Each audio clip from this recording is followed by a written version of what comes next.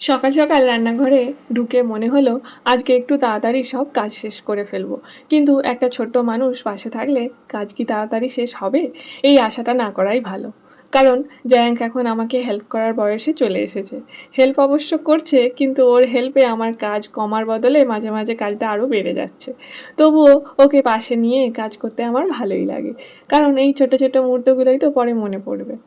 এদিকে আমি রান্নার সব প্রিপারেশন শুরু করে দিলাম। কাটাকুটি, মশলা তৈরি সব একসাথে এগোচ্ছিল। এখানে যেহেতু শ্রাবণ মাস চলছে, তাই আমরা মাছ, মাংস, ডিম এসব এখন খাচ্ছি না। তবে পেঁয়াজ, রসুনটা খাচ্ছি। আর ভেজ খাবার খেতে শুরু করলে আমার একটা জিনিস নিয়েই একটু বেশি চিন্তা হয়, প্রোটিনটা ঠিকমতো হচ্ছে তো? তাই এই সময়টাই আমি একটু বেশিই ফোকাস করছি পালসেসের দিকে। ডায়েট মানেই যে খুব কমপ্লিকেটেড কিছু করতে হবে তা তো নয়। আমাদের এভরিডে খাবারের মধ্যেই অনেক ভালো অপশন থাকে।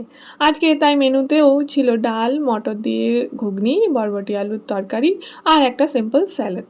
দইটা অবশ্য আজ শেষ হয়ে গেছে, তাই সেটা আর মেনুতে জায়গা পেল না। সব কিছু তো আর প্রতিদিন পারফেক্ট হয় না।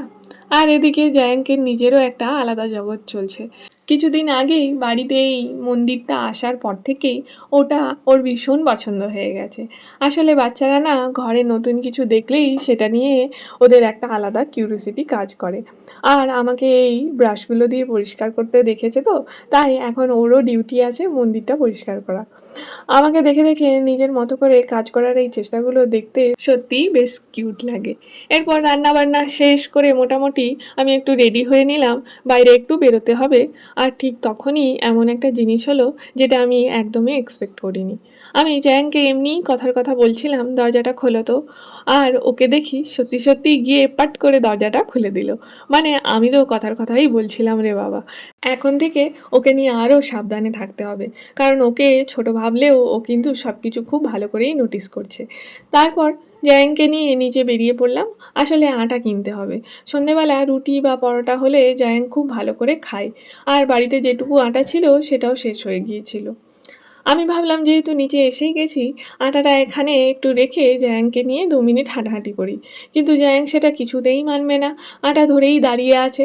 ওর মনে হচ্ছে এটা আমাদের জিনিস তো, এটা এখানে রেখে যাবই বা কেন? কেউ নিয়ে নিলে? আমি কত করে বোঝালাম কেউ নেবে না, এখানে কেউ নেই, চলো একটু হাঁটি।